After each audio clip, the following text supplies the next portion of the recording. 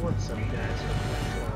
Maybe I did go off a little fast. We're gonna be showing you a class. It's my fault that the thing's so much freaking Punchcard, fun! Easter egg. I'll show you This is my job. I'm good at it. get enough points. Alright, so what I need is located around the map. There are Little bit of armor, huh? there's 7 punch card things that are located on the map. First one is right here. It'll look just like that. All you gotta do is interact. Another location, another random assortment of things to collect.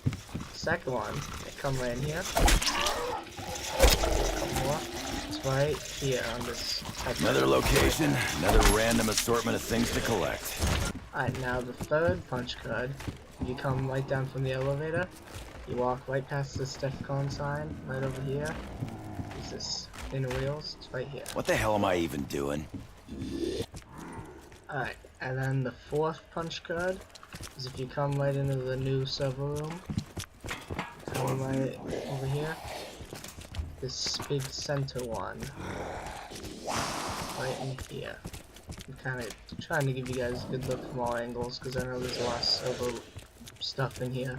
It's kind of confusing, but it'll be right. Oh look, it's another thing I have to pick. Alright. Alright, now the fifth one, if you come straight down the elevator, down here to the lab, if you go right here to this weapon testing, go right past this, be right here over on this target. Stuck with What the hell am I supposed to do with this?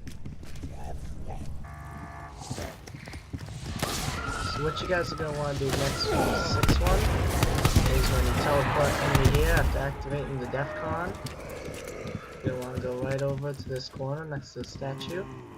Oh look, it's another thing I have to pick.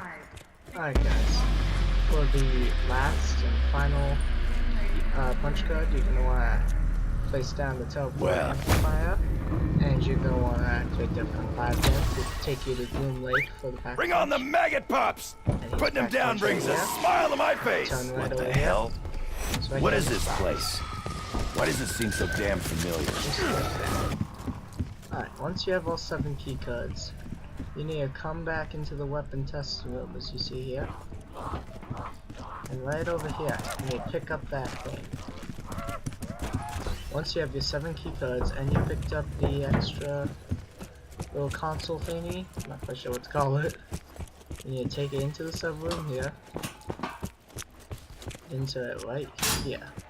And then you just need to start shooting it with a pack-a-punch gun that has kilowatt, as you see here.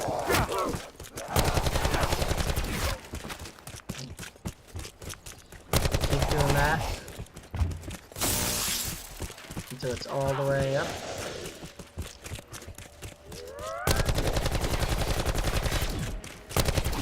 Oh crap. I'm gonna get this ready and then I'll leave it on to the next round and then we'll listen to it. I did something awesome! And then you would come over here and insert your key cards here, or your punch cards. But before we do that, we're gonna end this round so we can listen to it without any interruptions.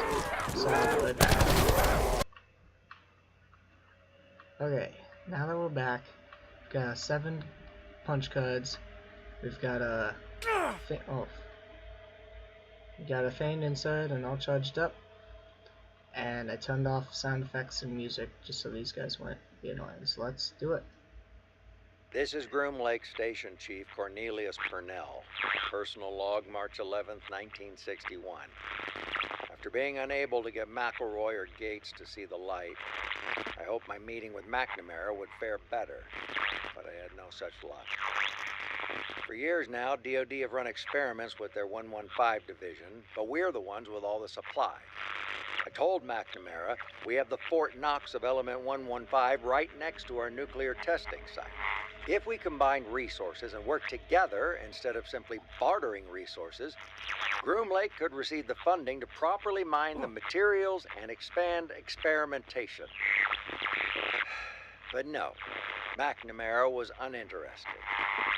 Another Secretary of Defense, another bust for Project Broken Arrow.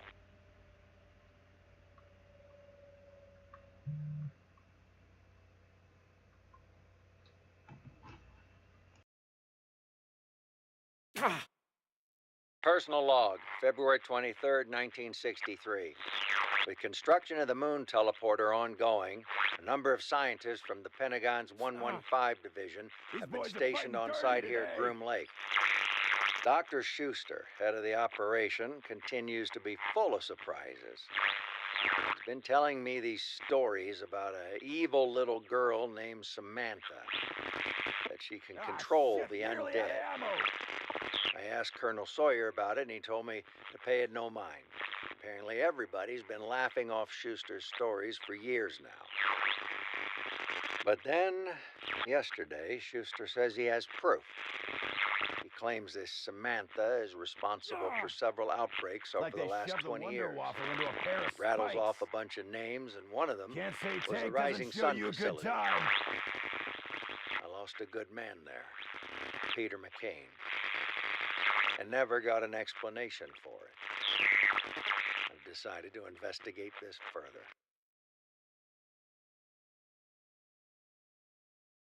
Personal log, July 29th, 1963. I spent the last several months combing through archives and conducting extensive research.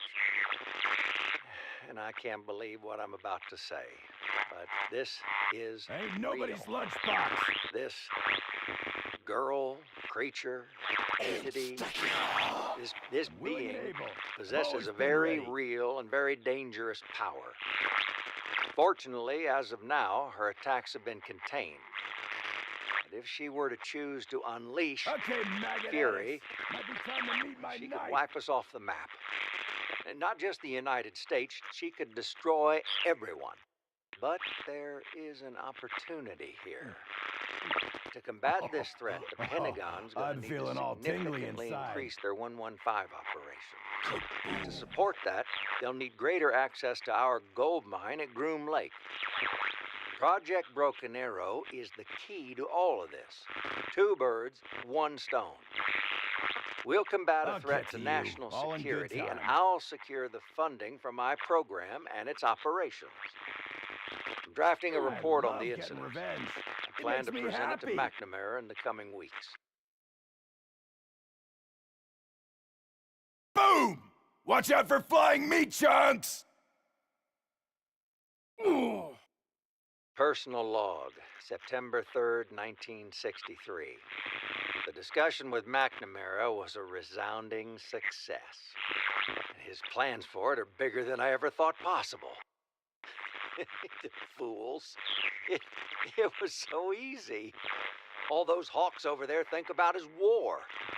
I offered them a morsel, a nugget, and had the meeting out of the palm of my hand. Yeah, well, good riddance. They'll get their war, and I'll get my riches. They want to destroy this Samantha? It's so narrow-minded. Why destroy her when we can take her power and harness it for ourselves? With the amount of element 115 buried down there, just imagine what we could do. We could mold the earth anew, create it in our image. A toast. Here's to Dr. Schuster for gifting me this opportunity. When we get the excavator up and running at the test site, I'll be sure to get him access. And here's to Broken Arrow. And to opening new worlds. Broken Arrow. Dream of mine for many years. When I joined the company, you know what I did? What I cut my teeth on? I sent men to their deaths. I was a handler. First for the OSS, then the CIA. I oversaw ops, and I sent in men to die. I was a bow. They were my arrows. Smokey, John Banana, and Peter McCain, Tank Dempsey. The list goes on and on. So many men lost. But my ops were good. Job well done. Pats on the back for Purnell. So, climbed the ladder, and eventually became station chief here. And spent much of my time, now that I think about it, in this very room. After we'd mined the element 115, we'd store it in here. I would stare at it for hours.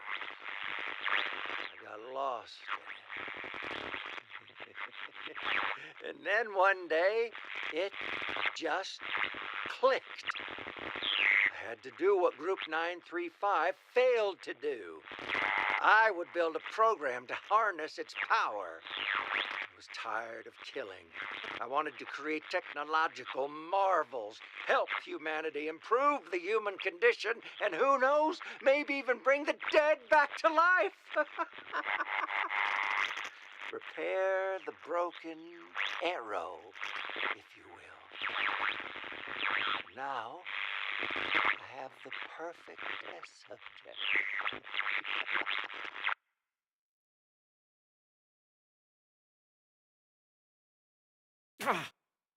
This is Cornelius Purnell, report 639, August 3rd, 1963. Earlier today, while Dr. Schuster was performing test number 11, we had an unexpected arrival through the teleporter. We've been unable to verify what year they came from. Our struggle with temporal anomalies during teleportation is well documented, but we are certain of where they came from: the moon. This event alone is baffling enough and is without explanation.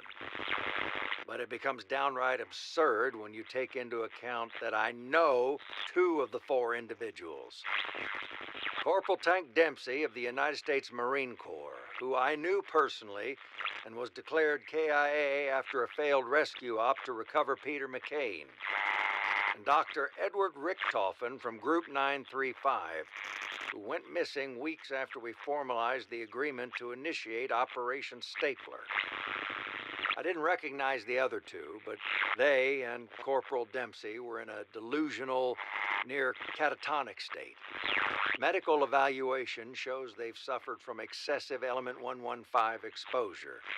And quoting our medic, "I'm not even sure how they're still alive." As for Dr. Richtofen, initially we believed him DOA.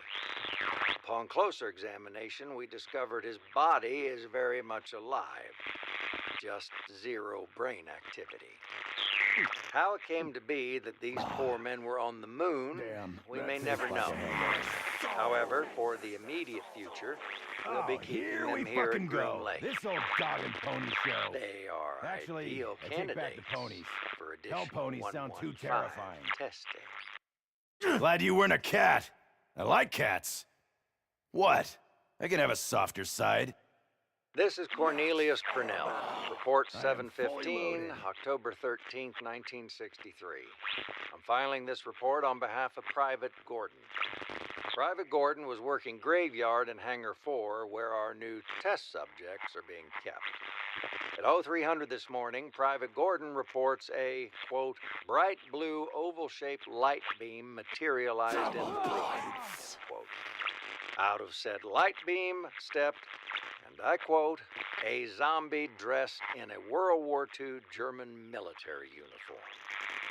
This zombie did not interact with Private Gordon, but instead slowly walked up to the comatose body of Dr. Edward Richtofen, who, up until now, we've been unable to resuscitate.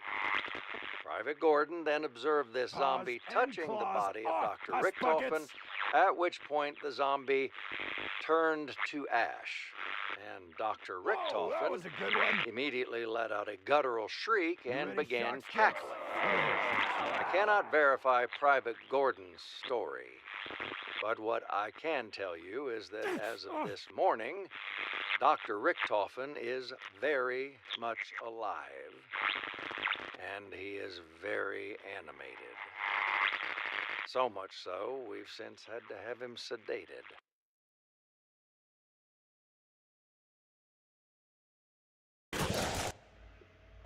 And there you guys have it. So this shows us that after Moon, the Ultimus crew of Dempsey, Takeo, Nikolai, and Richtofen did in fact escape from the Moon.